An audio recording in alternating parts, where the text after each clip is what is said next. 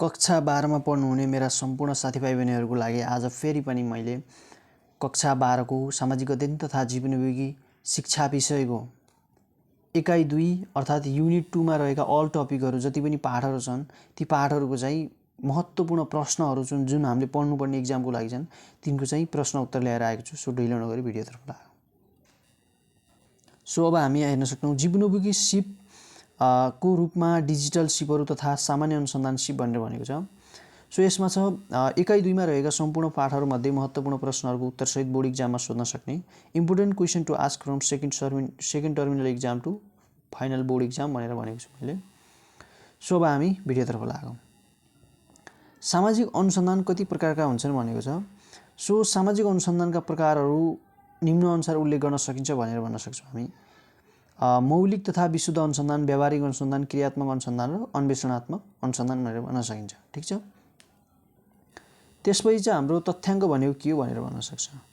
So तथ्याङ्क भनेको के हो त? तथ्याङ्क भन्नाले कुनै तथ्य, शब्द, चित्र, विचार समेत आदि विवरण भन्ने बुझिन्छ। अर्थात् तथ्याङ्क भन्नाले कुनै पनि तथ्य, शब्द, वाक्य, चित्र आदिलाई बुझाउँछ भनेर हामीले बुझ्नुपर्ने हुन्छ है त। अर्थात् तथ्याङ्क सूचनाको एकाइ हो। तथ्याङ्कको सामूहिक एकीकृत रूपमा सूचना हो भनेर हामीले चाहिँ भन्न सक्छौँ है। सो त्यसपछि चाहिँ सूचना भनेको के हो? अर्थात् तथ्याङ्क भनेको के हो भन्दाखेरि हामीले कुनै पनि डाटा सङ्कलन गर्छौँ नि, डाटा सूचना आउनुभन्दा अगाडि होइन हो, त्यो इन्फर्मेसन बनाउनको लागि डाटा चाहिँ कलेक्सन गर्नुपर्छ नि त। त्यो कलेक्सनलाई, त्यो डाटालाई चाहिँ के भन्छ? तथ्याङ्क भनिन्छ भनेर बुझ्ने है त। सूचना भनेको के हो? सूचना भन्नाले प्रस्तुत तथ्याङ्क वा जानकारी भन्ने बुझिन्छ। सूचनालाई कुनै निश्चित तथ्य वा घटनाको बारेमा सम्प्रेषित ज्ञानको रूपमा लिइन्छ। तथ्याङ्कको विश्लेषण प्राप्त ज्ञानलाई सूचना भनिन्छ भनेर भन्न सक्नुहुनेछ तपाईँहरूले। सो त्यसपछि चाहिँ हाम्रो चर भनेको के हो भनेर भनेको छ। अनुसन्धानकर्ताले मापन गर्न चाहेको कुनै व्यक्ति, वस्तु, स्थान, अवस्था वा प्रक्रियासँग सम्बन्धित विशेषतालाई चर भनिन्छ भनेर भन्न सक्छौँ हामीले। अर्थात् समय, परिस्थिति आदिका कारणले मापन गर्न चाहेको व्यक्ति, वस्तु, स्थान, घटना आदिको विशेष परिवर्तन हुने भएकाले यस्ता विशेषतालाई चर भनिन्छ। सो त्यसपछि छ सकारात्मक सहसम्बन्ध भनेको के हुन्छ। सो कुनै एक चल होइन है त, कुनै एक चर हो। चरको मान बढ्दा अर्को चलको मान पनि बढ्छ वा एउटा घट्दा अर्कोको पनि घट्छ भने त्यस्ता चरहरूलाई सकारात्मक सहसम्बन्ध भनिन्छ। अर्थात् हामीले कसरी बुझ्न सक्छौँ भन्दा जाडो बढ्यो, जाडो वृद्धि हुँदा हिटरको माग पनि बढ्नु। अर्थात् जाडो बढ्यो, हिटरको माग पनि बढ्यो। गर्मी बढ्दा चिसो लुगाको माग बढ्नु। अर्थात् गर्मी घट्दा, यदि गर्मी घट्दा तातो लुगा बढ्छ, गर्मी घट्दा चिसो बढ्छ नि त होइन। सो गर्मी घट्दा चिसो लुगाको माग पनि घट्नु, दुइटै घट्यो नि त। गर्मी पनि घट्यो, चिसो लुगाको माग पनि के भयो? घट्यो। अनि अर्को के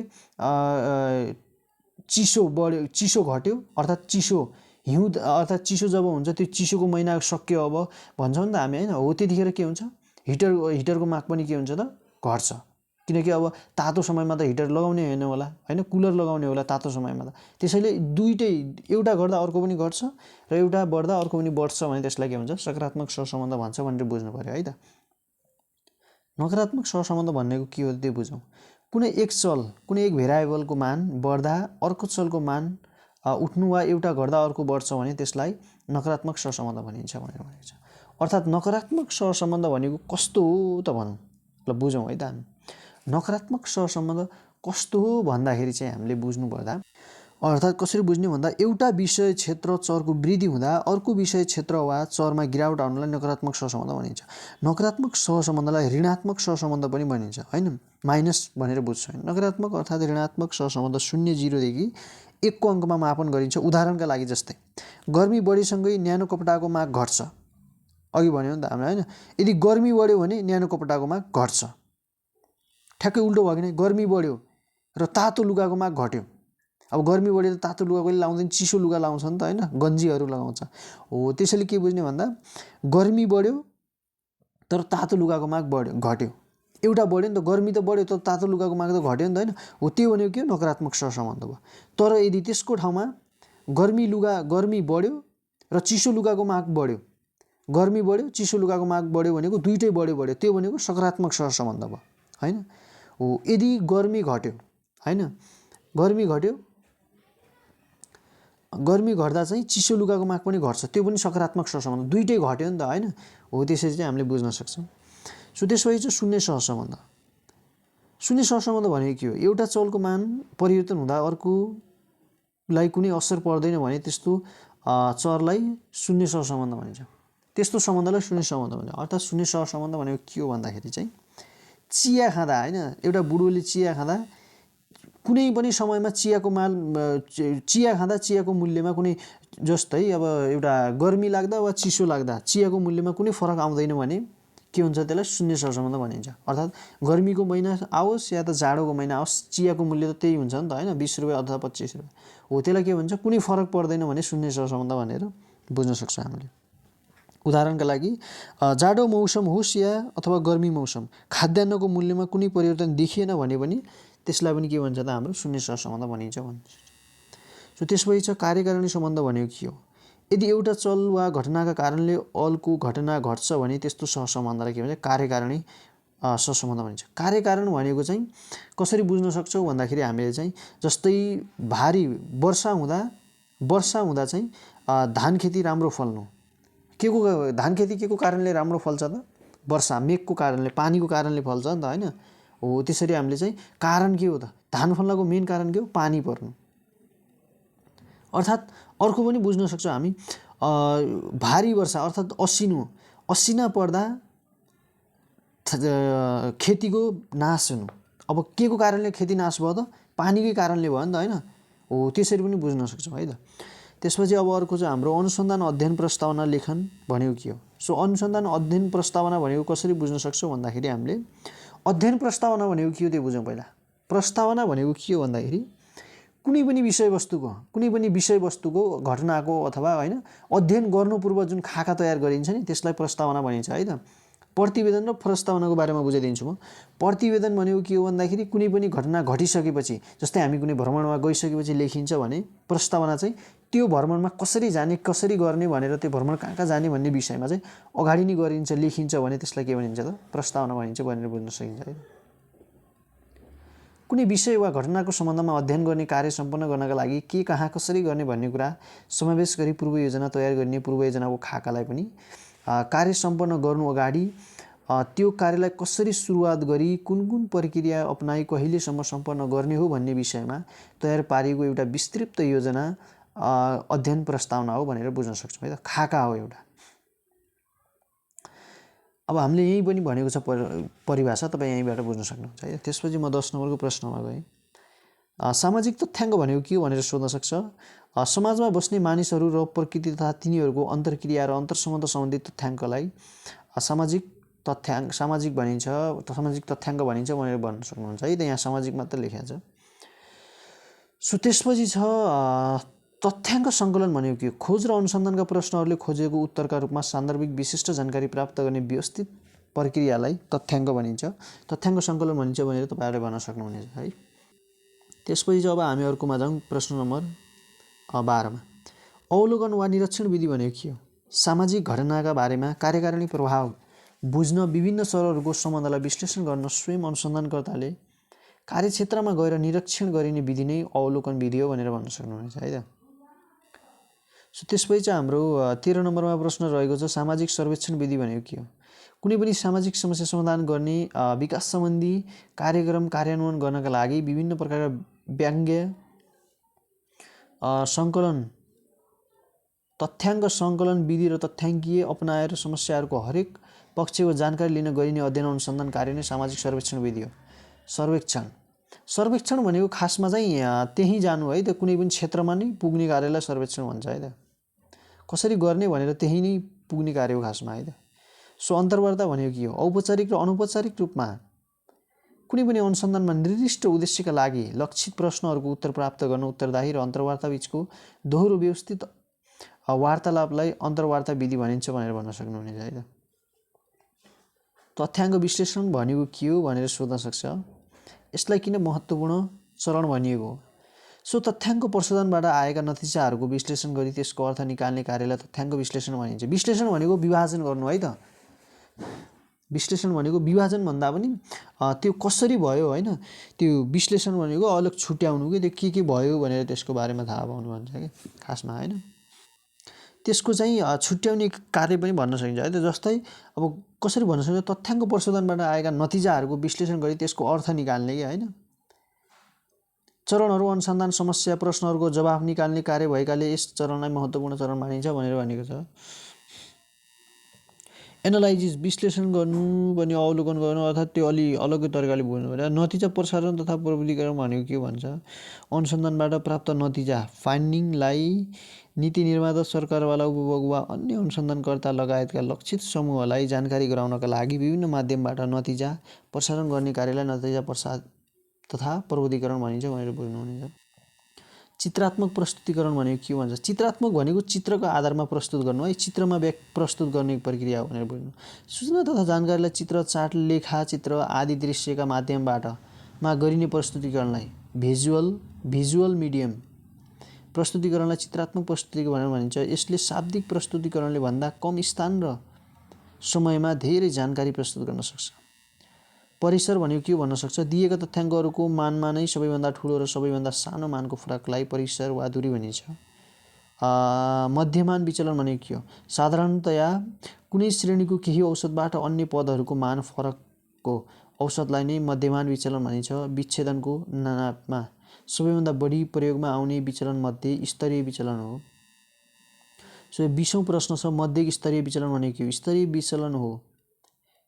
के हो स्तरीय विचलन, सामान्यतया सिग्मा भनेर बोलिने र सङ्केत गर्ने ठले जनाउँछ अरे। परिमाणात्मक विश्लेषणमा कुन कुन सफ्टवेयरको प्रयोग गरिन्छ, परिमाणात्मक विश्लेषणमा Stata, Origin Pro, IBM, SPSS, R studio आदि सफ्टवेयरहरूको प्रयोग गरिन्छ। सो त्यसपछि अर्को प्रश्न छ, गुणात्मक विश्लेषणमा कुन कुन सफ्टवेयर प्रयोग गरिन्छ भनेको छ। सो यहाँ आफै हेर्नु होला है त, Vivo, Max QDA, Atlas, IT, data grab आदि सफ्टवेयरहरूको गुणात्मक तथ्याङ्क प्रश्न। यस्तो आउँदैन प्रश्न है त, हो बरु यो आउन सक्छ, CBS को प्रारूप सेन्ट्रल ब्युरो अफ स्ट्याटिस्टिक्स भन्छ है त। सो रापाबोको प्रारूप के हो, यसको प्रारूप हो राष्ट्रिय परीक्षा बोर्ड। यो चाहिँ सोध्न सक्छ है त, 24 नम्बरको प्रश्न जस्तो। पाद टिप्पणी भनेको महत्त्वपूर्ण प्रश्न है त, पाद र अन्त्य टिप्पणी भनेको महत्त्वपूर्ण। सो कुनै पनि विषयवस्तुबारे थप जानकारी दिन प्रतिलिपि अधिकारी सम्बन्धी जानकारी दिन पृष्ठको तल दिने विवरणलाई पाठ टिप्पणी भनेर भनिन्छ भनेर भन्न सक्नुहुन्छ है त। यसका लागि मूल पाठमा भएका शब्दहरूको पछाडि सुपरस्क्रिप्टमा अङ्क दिइन्छ भने त्यही अङ्क पृथक तल लेखी त्यसको पछाडि आवश्यक विवरण लेखिन्छ। अब अन्त्य टिप्पणी भनेको के, विषयवस्तुबारे थप जानकारी दिन प्रस्तावना, प्रतिवेदन वा लेख रचनाको अन्तिममा दिने विवरणलाई अन्त्य टिप्पणी भनिन्छ। यसका लागि मूल पाठमा भएका शब्दहरूको पछाडि सुपरस्क्रिप्टमा रोमनको अङ्क III र III भनेको छ होइन दिइन्छ भने त्यही रोमन अङ्क लेख रचनाको सन्दर्भमा पछि लेखिए त्यसको पछाडि आवश्यक विवरण लेखिन्छ। अब अर्को महत्त्वपूर्ण प्रश्न छ, एनइबीले सोधेको 2079 मा, तपाईँ स्थानीय सम्पदा स्थलको अध्ययन भ्रमणमा जाँदै हुनुहुन्छ, त्यस सम्पदाका सम्बन्धमा स्थानीय व्यक्तिलाई सोध्नका लागि 2 प्रश्नहरूको तयार गर्नुहोस् भन्न सक्छ। मैले स्थानीय सम्पदा स्थलको अध्ययन भ्रमणमा जाँदा स्थानीय व्यक्तिले सोध्न सक्ने 2 प्रश्नहरू क भयो, यस सम्पदाको निर्माण कहिले भएको हो, होइन आफूले सोध्न सक्ने है त, यसको महत्त्व के छ भनेर तपाईँले सोध्न सक्नुहुनेछ।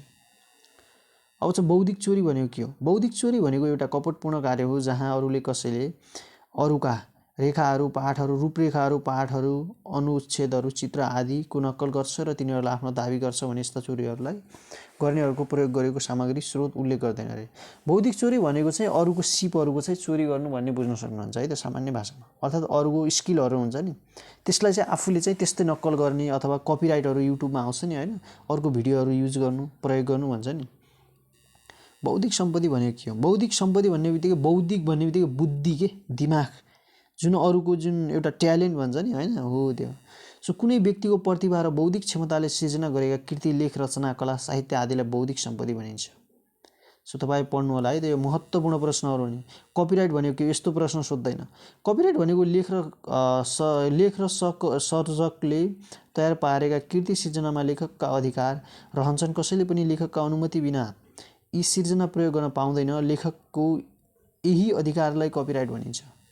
यो युट्युबमा आउँछ जुन होइन, विभिन्न कुराहरूमा आउँछ। मध्यक भनेको के हो, मध्यक भनेको तथ्याङ्कको औसत हो, अर्थात् मिन भनेको के हो भनेर भनेको छ, तपाईँहरूले चाहिँ यो म्याथमा पढ्नुभयो होला होइन। सो मध्यिका भनेको के हो भनेको छ। अब मध्यिका भनेको परिमाणका आधारमा क्रममा मिलाएर तथ्याङ्कको ठिक 2 भागमा विभाजन गर्ने तथ्य हो। स्तरीय भिन्नताले के मापन गर्छ भनेको छ। सो तथ्याङ्कको सेटभित्र तथ्यहरू मध्येबाट कति टाढा र कति नजिक छन् भन्ने मापन गर्ने सूचनाङ्कलाई नै स्तरीय भिन्नता भनिन्छ। अर्थात् तथ्याङ्क कति कति टाढा छन् भन्ने हेर्छ नि जुन, त्यसलाई स्तरीय भिन्नता भनिन्छ भनेर बुझ्नुहुन्छ नि त। सो अन्त्य टिप्पणी भनेको के हो, फेरि यहाँ आएको छ अर्को प्रश्न। सो विषयवस्तुबारे थप जानकारी दिन प्रस्तावना, प्रतिवेदन वा लेख रचनाको अन्तिममा दिइने विवरणलाई अन्त्य टिप्पणी भनिन्छ भनेर भन्न सक्नुहुन्छ। सो फेरि अर्को 35 नम्बरको प्रश्न छ। लेख रचना तयार गर्दा तपाईँले कुन कुन नैतिक पक्षलाई ध्यान दिनुहुन्छ, कुनै 2 पक्षको उत्तर लेख्नुहोस् भनेको छ। मैले लेख रचना तयार गर्दा 2 कुराहरूमा ध्यान दिन्छु। प्रिफरिङको गर्ने के लेखेको, खै यो अलि मिस्टेक भएछ है त। अरूले लेखेको कुरालाई राखेपछि त्यसको स्रोत उल्लेख गर्ने, अनि एउटा म भनिदिन्छु अरूको कुरा लेखेपछि त्यसको स्रोत उल्लेख गर्ने एउटा होइन। अनि अर्को भनेको के हो भन्दाखेरि चाहिँ अनि अरूको कुराहरूलाई चाहिँ परिवर्तन गरेर लेख्ने है त, अलिकति परिवर्तन गरेर पनि लेख्नुपर्छ है त। जस्ताको तस्तै नसार्ने, अरूको कुरालाई जस्ताको तस्तै नसारी अलि परिवर्तन गर्ने भनेर भन्ने चाहिँ त, अलि आफ्नो भाषामा परिवर्तन गर्ने भनेर लेख्ने है त। एउटा त्यो भयो। अनि अर्को चाहिँ अरूले लेखेको कुरालाई लेखेपछि त्यसको स्रोत उल्लेख गर्ने पनि भनिएको छ। यो पनि महत्त्वपूर्ण, 2टा भइहाल्यो। सो 36 नम्बरको प्रश्न छ। सर्वे भनेको के हो। सर्वे भन्ने बित्तिकै पूर्वानुमान हो भनेर बुझ्नु है त, मैले उता पनि लेखिदिएको छ। अनुसन्धानमा सर्वे भनेको एक किसिमको विधि हो जसलाई प्रारम्भिक अध्ययन पनि भनिन्छ। प्रारम्भिक भनेको पहिले नै। सर्वेलाई पूर्व अनुमानको कार्य भनेर बुझ्न सकिन्छ। सो अब 8 मार्क्समा सोध्न सक्ने प्रश्नहरू है त। सामाजिक अध्ययनका विधिहरू के हुन् भन्न सक्छ तपाईँहरूलाई। सो अब यहाँ लेख्न सक्नुहुन्छ। सामाजिक अध्ययन व्यापक क्षेत्र भएको बहुपक्षीय तथा गतिशील विषय हो। यसले समकालीन समाज र विश्व घटना तथा मुद्दाहरूलाई समाविष्ट गरी अध्ययन विषय बनाएको हुन्छ।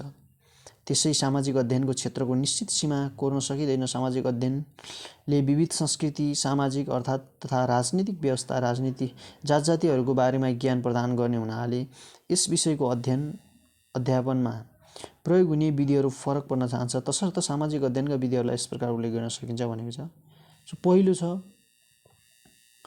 पहिलो के छ भन्दाखेरि अनुरूपण विधि, सिमुलेसन मेथड, अर्थात् यस अध्ययन विधिमा वास्तविक जीवनको घटनालाई प्रतिबिम्बित गर्ने गरी कुनै एक अवस्थाको सिर्जना गरिन्छ। यस विधिबाट सजिलै बुझ्न वा अवलोकन गर्न नसकिने सैद्धान्तिक अवधारणालाई प्रष्ट पार्न सकिन्छ।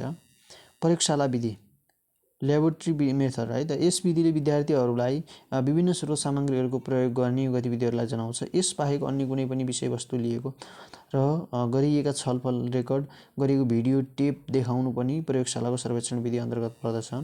खोज तथा अनुसन्धान विधि, इन्क्वायरी एन्ड रिसर्च मेथड, सामाजिक अध्ययनमा प्रयोग हुने विभिन्न विषयवस्तुमा खोज तथा अनुसन्धान एउटा प्रमुख विधि मानिन्छ। कुनै घटना, क्षेत्र, स्थान, मुद्दा वा विषयवस्तुमा केन्द्रित रहेर तथ्याङ्क सङ्कलन, व्यवस्थापन र विश्लेषण गरी निष्कर्ष निकाल्ने कार्यलाई अनुसन्धान भनिन्छ। यस विधिले विद्यार्थीहरूलाई कुनै पनि विषयवस्तुमा स्वयं उनीहरूको निष्क्रिय भई सूचना तथा जानकारीहरू छ। परियोजना विधि, प्रोजेक्ट मेथड, काम गरेर नै सिक्ने विधिलाई परियोजना विधि भनिन्छ। यसमा विद्यार्थीहरूलाई एक्लै वा समूहबद्ध कुनै कार्य गर्छन्। शिक्षकले सहयोगमा विद्यार्थीहरूलाई कुनै निश्चित शिक्षकमा निश्चित समयभित्र अध्ययन गरी ठुलो मात्रामा सूचना तथा तथ्याङ्क सङ्कलन, विश्लेषण तथा निष्कर्ष निकाल्न प्रोत्साहन गर्छन् भनेर भन्न सक्नुहुन्छ। सो धेरै छन् है त, यो एकदमै धेरै छ। अर्को पनि छ। अब अर्को के छ, 5मा छ प्रदर्शन विधि, डेमोन्स्ट्रेसन मेथड। कुनै पनि विषयवस्तुको बारेमा स्पष्ट सूचना, जानकारी तथा ज्ञान प्रदर्शन गर्नका लागि शिक्षकले यस विधिको प्रयोग गर्दछन्। कुनै विशेष मुद्दा वा जातिको पहिरन, सङ्गीत, नृत्य आदि जस्ता सांस्कृतिक ढाँचा बुझाउन शिक्षक आफैले वस्तु तथा घटनालाई प्रदर्शन गर्छ। प्रश्नोत्तर विधि, क्वेसन एन्ड आन्सर मेथड, यो विधि निकै प्रचलित शिक्षण विधि मानिन्छ। सामाजिक अध्ययन शिक्षकले विद्यार्थीलाई मौखिक रूपमा प्रश्न सोध्ने र सही जवाफ दिने विद्यार्थीलाई सम्मान गर्नु यस विधि अन्तर्गत पर्छन्। क्षेत्र भ्रमण विधि, फिल्ड ट्रिप मेथड, यस भ्रमण अन्तर्गत विद्यार्थीहरूसँग शिक्षक कुनै घटना, वस्तु वा व्यक्तिको बारेमा अवलोकन तथा अनुसन्धान गर्न कक्षा कोठा वा विद्यालयभन्दा बाहिर गरिने यात्रालाई जनाउँछ। पढेका विषयवस्तुलाई वास्तविक जीवनमा हेरेर बुझ्न सजिलो एवं अविस्मरणीय हुने भएकोले यस विधिले विद्यार्थीहरूलाई शैक्षिक रूपमा मद्दत पुर्याउँछ। छलफल विधि डिस्कसन मेथड। यस विधिमा शिक्षक विद्यार्थीहरू वा विद्यार्थीहरू बीच आदान प्रदान गरी निष्कर्षमा पुगिन्छ। शिक्षकहरूको सहयोगमा यसमा पनि विद्यार्थीहरूको प्रयोग गर्न सकिन्छ। शिक्षकले हरेक समूहमा विषयवस्तुसँग सम्बन्धित समस्या वा मुद्दामा छलफल गर्न दिइन्छ र हरेक समस्याहरूको सहभागी सुनिश्चित गर्दै छलफलमा भाग लिन गराइन्छ भनेर छ। 9 मा छ व्याख्या विधि लिटरेचर मेथड। लेक्चर मेथड हो कि के हो? लेक्चर मेथड हैन। यस विधिमा सबैभन्दा बजाले शिक्षण विधि मानिन्छ। यस विधि अन्तर्गत शिक्षकले विषयवस्तुको बारेमा व्याख्या गर्ने र विद्यार्थीहरूले शान्त भएर सुन्ने गरिन्छ। विशेष गरी विश्वास, तर्क जस्ता अमूर्त विषयवस्तुलाई व्याख्या न विधि प्रयोग गरी विद्यार्थीहरूलाई ज्ञान दिने प्रयास गरिन्छ। 10 मा छ समस्यासँग समाधान विधि। समस्या समाधान विधि प्रब्लम सल्भिङ मेथड। यस विधि अन्तर्गत विद्यार्थीहरूलाई कुनै एक समस्याको बारेमा सोच्ने, त्यसलाई बुझ्ने र अन्तमा समस्याको समाधान खोज्ने क्षमताको विकास गराउन जस्ता गतिविधिहरू पार्दछ। 11 मा छ अवलोकन विधि अब्जर्भेसन मेथड। कुनै पनि घटना स्थान वा व्यवहारलाई हेरेर सिक्ने विधि अवलोकन विधि हो। यसलाई प्रयोगात्मक ज्ञान प्राप्त गर्न, घटना विश्लेषण गर्न, व्यवहारमा सिक्न आदिमा सहयोग पुर्याउँछ। त्यसै 12 अन्तर्वार्ता विधि इन्टरभ्यू मेथड। विद्यार्थीहरूले सिकहरू बाहेक अन्य जानकारी व्यक्तिसँग प्रश्न सोधेर जानकारी वा सूचना सङ्कलन गर्ने तरिकाले नै अन्तर्वार्ता विधि गरिन्छ भनेर हामीले भन्न सकिन्छ है त। सो यति भन्दै हामीले चाहिँ भिडियो सक्यौँ है त।